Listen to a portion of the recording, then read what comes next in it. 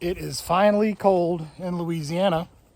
So I got my bright, crazy orange sweatshirt because we're gonna go make some post oak today. Found some on the side of the road, did a little roadside logging. So probably about a face cord, maybe a face cord or a half, maybe two, but we're gonna get over there and get started on that. There we are, we're getting all set up. Got my tote here. What I'm gonna do is I'm going to split, standing obviously on this side where the handles are turned toward, and I'm just gonna stack. I'm gonna go ahead and take a little extra time. We'll stack this up, see if we can fill this entire basket, get exactly a face cord. There's the post oak that we got off the side of the road. Pretty straight pieces. Little bit of punkiness here. We'll probably throw that in the scrap pile, but quite a bit of pieces. Use the measuring device to make sure I got good 16-inch splits. Solid. Here's a couple end pieces, so those will be good for barbecue guys. But yeah, we'll get started. Other two necessary pieces of equipment when you're doing YouTube firewood. Got to get a tripod. Then I need to protect my ears. When I'm doing the video, I use my phone, which is also where my music comes from, so no music for a little while.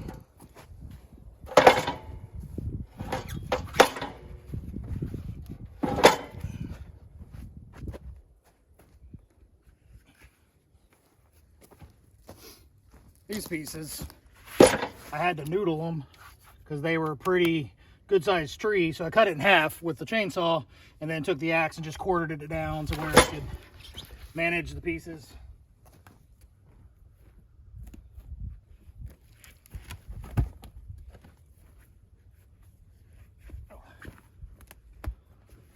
Probably should have quartered this one.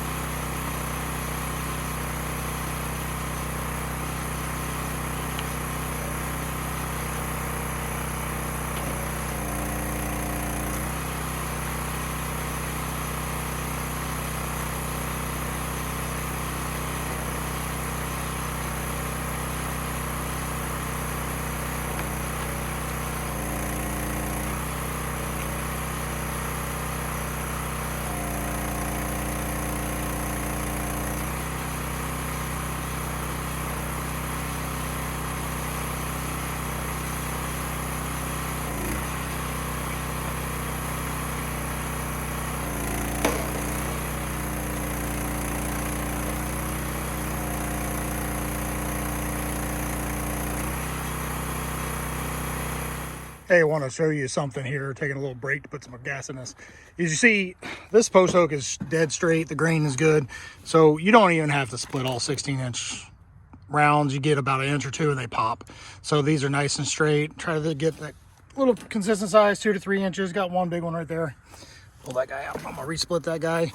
Just trying to stay consistent with sizes for my customers. Most of this oak is dead straight. Every once in a while, you're gonna hit something like this right here.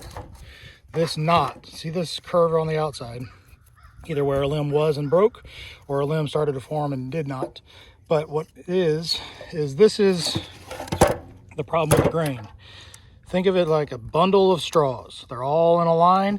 Once you split between them, cutting a deck of cards, whatever you want to think, it splits right away, right down the grain. Well, when you get a knot, let me turn this one over. When you get a knot, dead straight, dead straight, dead straight, then a branch starts to form. And see what happens to the grains? This is the tearing that happens because you're no longer splitting between fibers, because these fibers are all twisted around something. If you have a mill, it makes really pretty grain patterns, but that curve is what's going to make this piece not split straight. Yes, it'll still burn. Yes, it'll still split. Yes, it still smells amazing. And yes, I'm going to use it. But what I like to do is kind of control where my knot is so I can get my split, because it's not going to split as even. This is a piece that I'm going to have to run all the way through the wedge, as opposed to this piece. When I go to resplit this, and I'll set the camera up, I'm going to split. It's going to go from here to here, and it's going to pop. It's going to come by itself because it's dead straight. Here's another example of a grainy piece. 2 little knots right here. So this piece got a little bit of punkiness, a little rot anyway. It's going to be a little more tough to split, and it's not going to be ideal. I'll throw that off to the side, just because everything I've got in the basket so far, dead straight pieces. So I want it to be consistent, look really nice, charge a premium to my barbecue customers. And basically everywhere you see these little branches formed, they'll be a little bit stringy, but pieces like this that are straight as an arrow, pieces like this that are straight as an arrow, they're going to split no problem. Just wanted to show you that. Now I'm going to get back to splitting and show you how easy these, or excuse me, how much different these two pieces.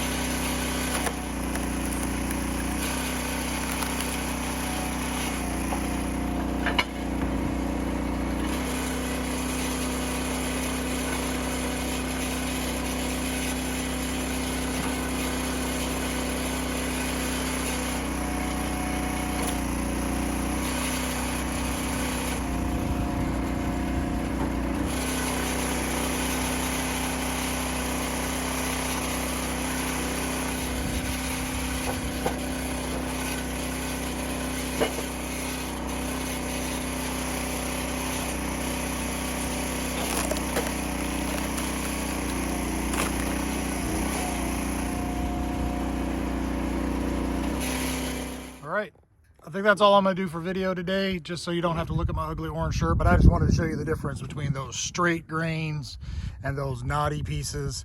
Getting a few extra scrap down there for barbecue, not ideal. But yeah, post oak. So that was, I don't know, 10 minutes. And there's, I don't know, third of a face cord firewood. But these are perfect pieces, dead straight, smell amazing. I'm gonna get some more loaded here and get going. But yeah, keep an eye on those knots, keep an eye on the grain. If you're trying to make perfect firewood, take your time, get it done right. If you're just rushing through, yeah, you'll sell a product, but you're not gonna sell product for a premium price. People are going to get that Facebook marketplace kind of feel from you. We don't get that. I don't advertise. I never have to. I sell out every year because people know the product we give them is good, and we're going to let this basket sit for a year, let it dry good, and get to the barbecue customers. Most likely will take this post oak. So yeah, if you haven't liked and subscribed to Buzz Cuts Firewood, please do so. Helps us make some more content and teach you some more about making firewood. Thanks a lot, y'all.